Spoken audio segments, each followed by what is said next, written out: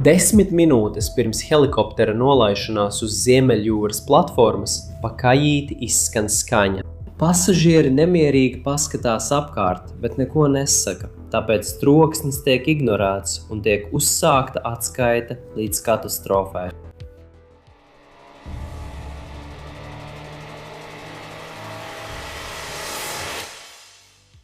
Ziemeļjūra ir skarba, neparedzama un nāvējoša. Ziemā viļņi var sasniegt vairāk nekā 15 metru augstumu, kas ir aptuveni tikpat augsti kā 5 stāvu ēka. Vēja brāzmas ir sasniegušas vairāk nekā 87 mezglus, kas atbilst 2. kategorijas viesuļvētras spēkam. Ūdens temperatūra saglabājas nedaudz virs sasaušanas punkta, tāpēc izdzīvošanas iespējas jebkāda veida negadījumā ir diezgan zemas. Taču zem šiem bīstamajiem ūdeņiem slēpjas milzīgas naftas un gāzes atradnes, kas nozīmē, ka uzņēmums sūtīs vīriešus iegūt šo enerģiju peļņas nolūkos.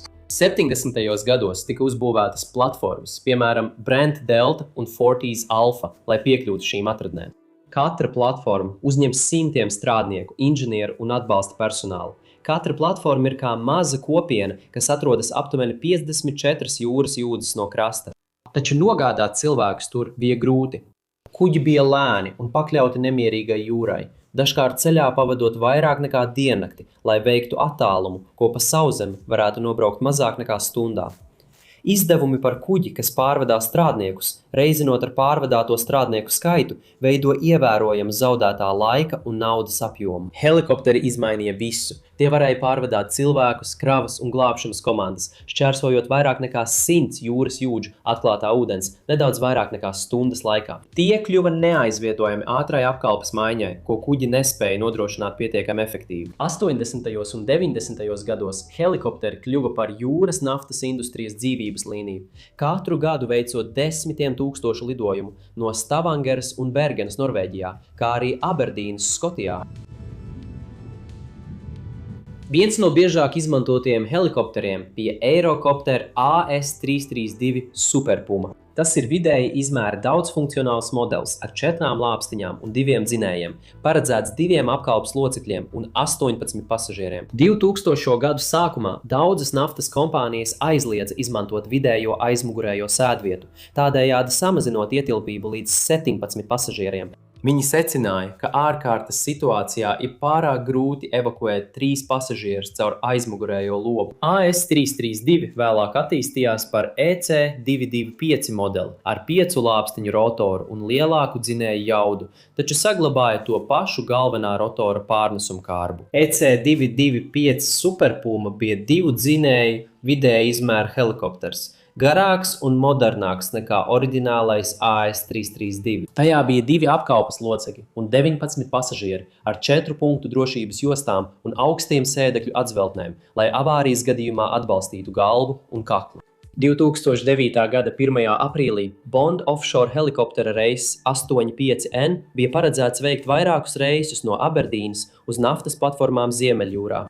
Oriģinālais AS332 Super Puma tikko bija atgriezies no Brūsa platformas, un tā rotori vēl joprojām griezās. Ekipāža nomainījās. Jaunais pilots saņēma instruktāžu, lidaparāts tika uzpildīts ar degvielu un pasažieri sāka iekāpt. 10:42 helikopters pacēlās uz BP Miller naftas lauku, kas atrodas aptuveni 145 jūras jūdzes uz ziemeļaustrumiem no Aberdīnas. Lidojums noritēja bez starpgadījumiem, taču 10 minūtes pirms nolaišanās pasažieri dzirdēja dīvainu troksni. Viņi nedomāja, ka tas ir nopietni, tāpēc neviens neziņoja apkalpei.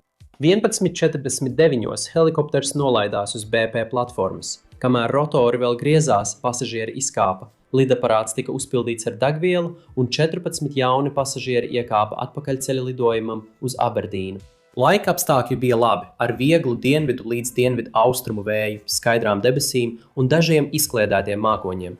Lidošanas apstākļi bija mierīgi un jūra bija rāma.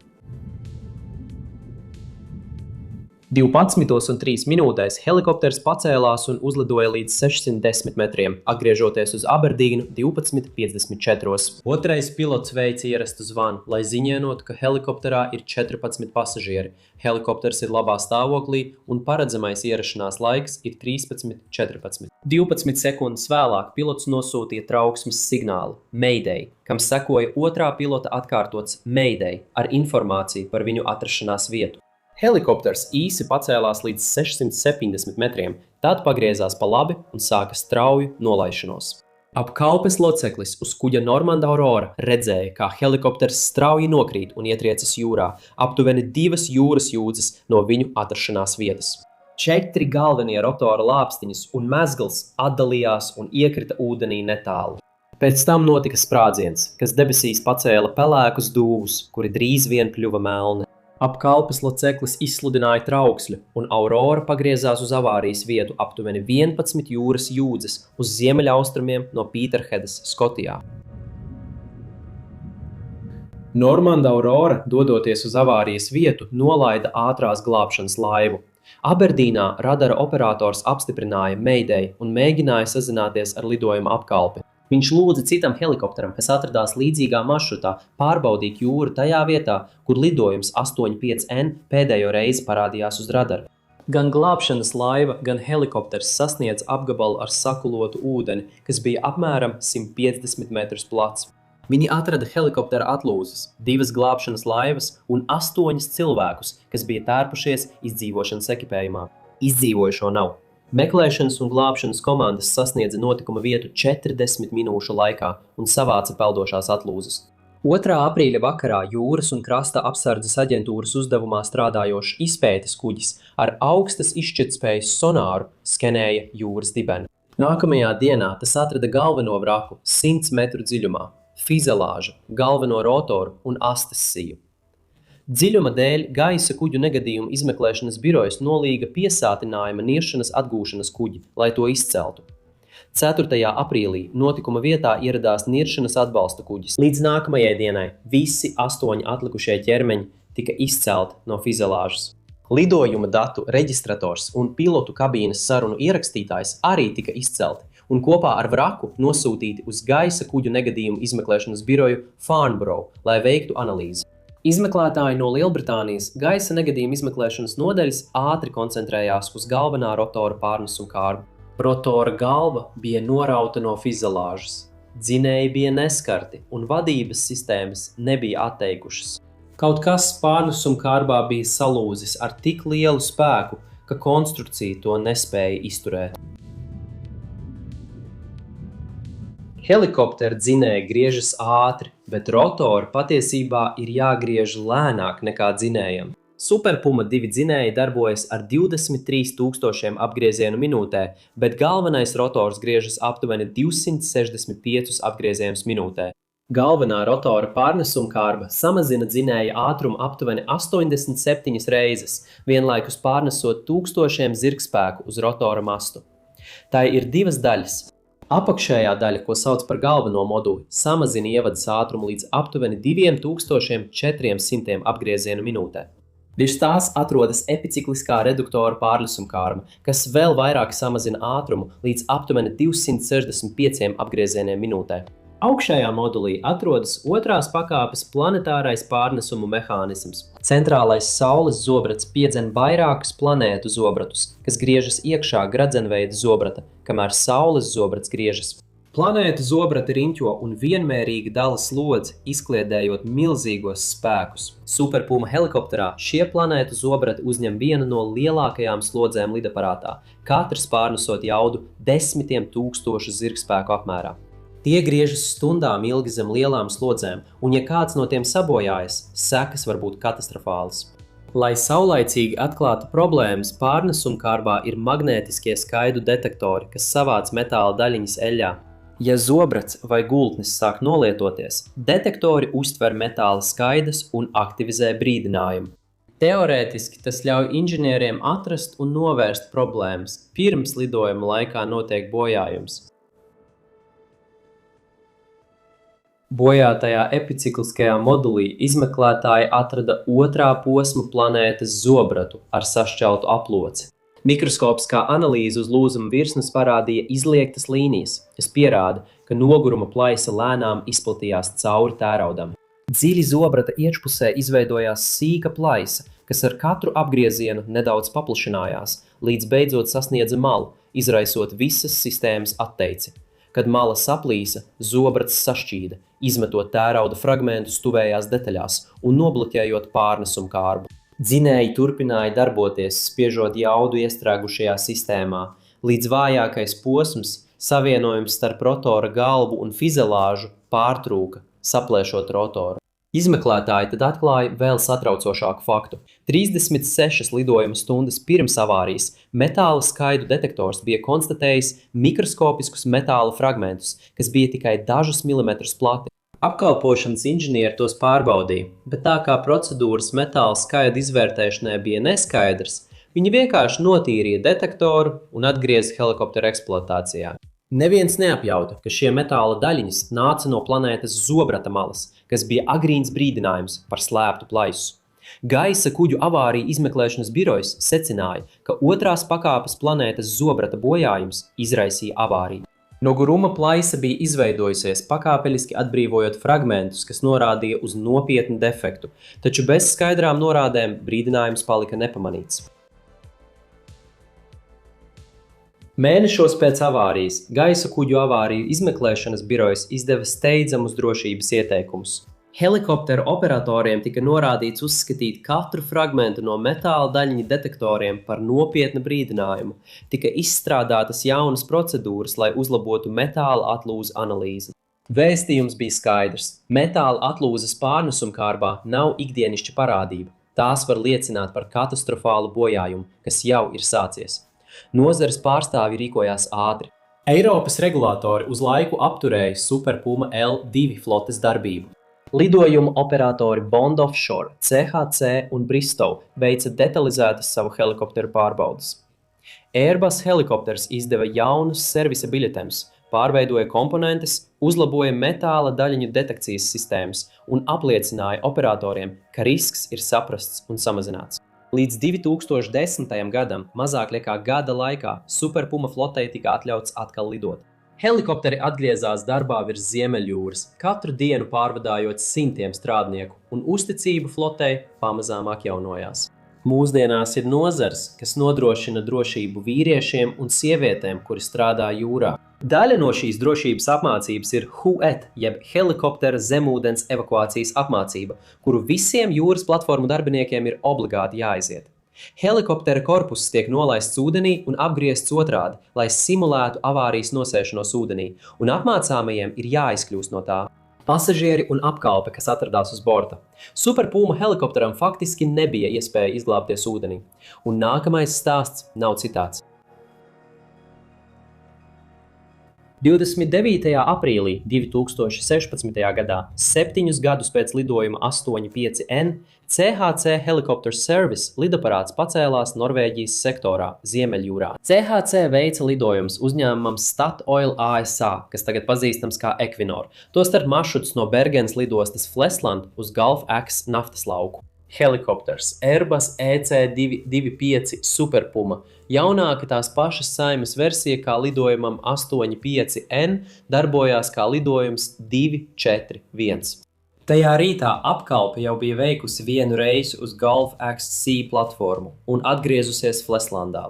10:05 minūtēs viņi atkal devās uz Gulf XB. Pēc nosēšanās uz platformas rotori turpināja griezties, kamēr pasažieri izkāpa un 11 jauni iekāpa. Uzturēšanās uz platformas ilga 12 minūtes.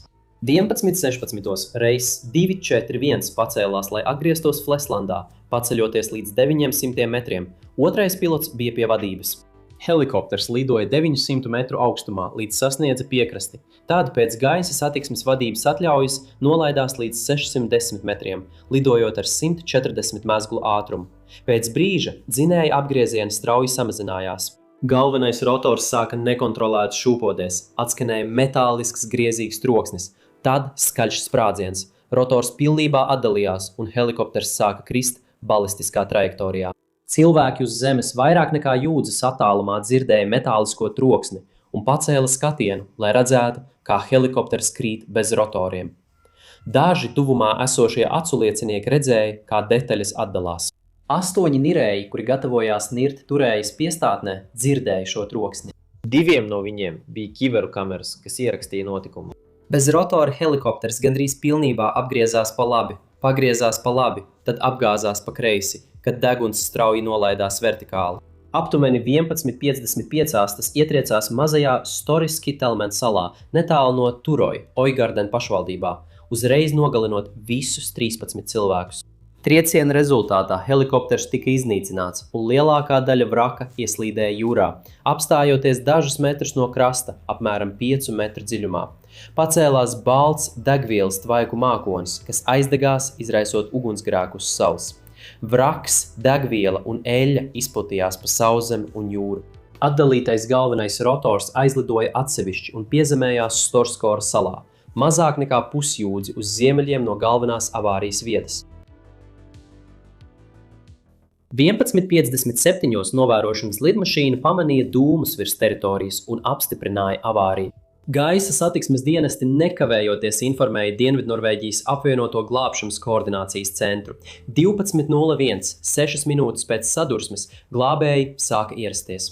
Pirmais avārijas vietā ieradās cietkorpusa piepūšamā laiva, un minūte vēlāk sekoja 2 mazākas laivas. Sotro ugunsdzēsēju dienests ieradās ar 3 transporta līdzekļiem un 6 darbiniekiem. 2 ugunsdzēsēji tika nogādāti uz nelielās salas, taču konstatēja, ka dzīvības glābšanas pasākumi nav iespējami. Drīz pēc tam ieradās papildu glābēji no Oigardenas un Bergenas ugunsdzēsēju dienesta. Pievienojās arī policija, Norvēģijas bruņotie spēki, gaisa ātrās palīdzības apkalpes un civilās aizsardzības vienības. 13:05 minūtēs pirmais nirējs iegāja ūdenī. Meklēšanas un izcelšanas darbi sākās tūlīt pēc avārijas. 24 stundu laikā no jūras tika izcelta kabīne, balss ierakstītājs un lidojuma datu ierakstītājs. 2016. gada 30. aprīlī galvenās vrakas daļas tika izceltas no ūdens, bet atdalītais galvenais rotors tika atrasts Stoskoras salā. Tika atrastas galvenās pārnesumkārbas daļas, tostarp 2 salūzušas otrās pakāpes planētzobrata fragmenti. Helikoptera atlūzas bija izkaisītas 180 000 kvadrātmetru platībā. Trūka dažas svarīgas pārnesumkārbas sastāvdaļas un stiprinājumi, tāpēc tika uzsākta plaša meklēšana gan uz sauszemes, gan jūrā. Norvēģijas civilās aizsardzības komandas pārmeklēja krastu ar metāla detektoriem, kamēr nirēji no Bergenas ugunsdzēsības dienesta un jūras spēkiem pārbaudīja jūras gultnes sektorus. Jūras gultnes pārmeklēšanai tika izmantots attālināti vadāms zemūdens aparāts un 1 metru plats ragaviņas ar 14 magnētiskajiem stieņiem. Līdz 2016. gada septembrim organizētā meklēšana tika pārtraukta. Lielākā daļa pārnesumkārbas detaļu bija atrastas, taču otrās pakāpes planetārā zobrata turētājs un priekšējais piekares stiens joprojām bija pazuduši. Ar Norvēģijas negadījuma izmeklēšanas padomes piekrišanu negadījuma vieta kļuva par apmācību vietu jūras spēku nirēju skolai. 2017. gada februārī vienā no šīm apmācību niršanām beidzot tika atrasts pazudušais otrās pakāpes planetārā zobrata turētājs. Norvēģijas negadījumu izmeklēšanas padomes izmeklētāji, kurus atbalstīja Lielbritānijas gaisa kuģu negadījumu izmeklēšanas birojas un Airbus helikopters, pārbaudīja vraku. Pārnesumkastes iekšpusē viņi atrada otrās pakāpes planetāro zobratu, kas bija saplīsis gandrīz tieši tāpat kā 2000. gadu negadījumos. Mikroskopiskā analīze parādīja to pašu bojājuma rakstu. Noguruma plaisa sākās no sīka defekta lopa iekšpusē un lēnām paplašinājās, līdz loks atvērās. Kad tas sabojājās, fragmenti iznīcināja tuvumā esošos zobratus, izraisot rotora atdalīšanos no helikoptera. Pēc reisa 241 avārijas inženieri un izmeklētāji palika ar jautājumu, kā pārnesumkārba varēja tik pilnībā sabojāties bez jebkāda brīdinājuma. Lai to noskaidrotu, viņi pētīja, kā veidojas noguruma plaisas un kāpēc tās ir tik grūti atklāt helikoptera pārnesumkārbā. Otrās pakāpes planētas zobrats Superpuma helikopterā ir aptuveni vakariņšķīvja lielumā, izgatavots no īpaši cieta tērauda un sver vairākus kilogramus. Katru reizi, kad rotors griežas, tā zobi pareizi savienojas ar citiem, pārnesot tūkstošiem zirgspēku 265 reizes minūtē, miljoniem reižu visa tā kalpošanas laikā. Tērauda iekšpusē spriegums ir milzīgs. Lai gan zobrats izskatās masīvs, tas sastāv no mikroskopiskiem kristāliem ar sīkām nepilnībām. Laika gaitā šīs nepilnības koncentrē spriegumu, veidojot plaisas, kas slēpjas zem virsmas. Plaisas aug neredzami un neatbrīvo fragmentus, līdz tās sasniedz virsmu, bieži vien tieši pirms pilnīgas atteices. Tas nozīmē, ka problēma nav brīdinājuma nepamanīšana, bet gan atteice bez jebkāda brīdinājuma. Metāla daļiņa detektori, galvenā drošības sistēma, darbojas tikai tad, kad fragmenti cirkulē pārnesumkārbes eļļā. Ja plaisa paliek iekšpusē, nav iespējams neko atklāt, līdz jau ir par vēlu. Pat tad metāla daļiņa detektoriem ir ierobežojumi. Tie ir mazi magnētiski sprauģi, tikai dažus centimetrus gari, kas piesaista tikai tuvumā esošās daļiņas. Eļļa pārvietojās pa pārnesumkārbu neparedzami, tāpēc ne visi metāla daļiņas nonāk detektorā, un sīkas plaisas var vispār neatbrīvot fragmentus. Izmeklētāji noskaidroja, ka reisā 241 pārnesums sabojājās iekšēji, neatbrīvojot nekādus gružus, tādējādi pilnībā apejot vienīgo pieejamo brīdinājumu sistēmu. Helikoptera pārnesumkārbes ir gan ļoti svarīgas, gan trauslas. Tās iztur ārkārtējas slodzes bez jebkādas rezerves. Kad tās sabojājās, lidaparāts vienkārši nokrīt no debesīm. 2009. gadā brīdinājums tika palaists garām, 2016. gadā brīdinājuma nebija vispār. Abos gadījumos viss beidzās vienādi. Rotors atdalījās un dažu sekundžu laikā tika zaudētas dzīvības. Mēnešos pēc avārijas Eiropas regulātori apturēja visu EC225 un AS332 Superpuma helikopteru lidojumus. Jūras platformu darbinieki apteicās ar tiem lidot, pat rīkoja protestus un sauca šos lidaparātus par zārkiem ar rotoriem. Airbus helikopters centās atgūt uzticību, pārveidojot zobratus, uzlabojot uzraudzības sistēmas un ieviešot stingrākas pārbaudes procedūras. Viņi norādīja, ka atteici izraisīja reta ražošanas kļūda, kas jau bija novērsta. Naftas nozares darbinieki nebija pārliecināti. Apvienotajā Karalistē un Norvēģijā arotbiedrības pieprasīja, lai Superpuma helikopteri tiktu izņemti no eksploatācijas. Līdz 2017. gadam tādi lielie operatori kā Bristow un CHC apstiprināja, ka pārtrauks EC225 izmantošanu eksploatācijā Ziemeļjūrā. Šis lēmums izbeidzas Superpuma lomu reģionā. Tie joprojām lido citās pasaules daļās, taču apvienotajā Karalistē un Norvēģijā nosaukums Superpuma ir saistīts ar traģēdiju un zaudējumiem. Lai noskatītos mūsu jaunāko katastrofu video, tagad noklikšķiniet uz ekrānā redzamās saites.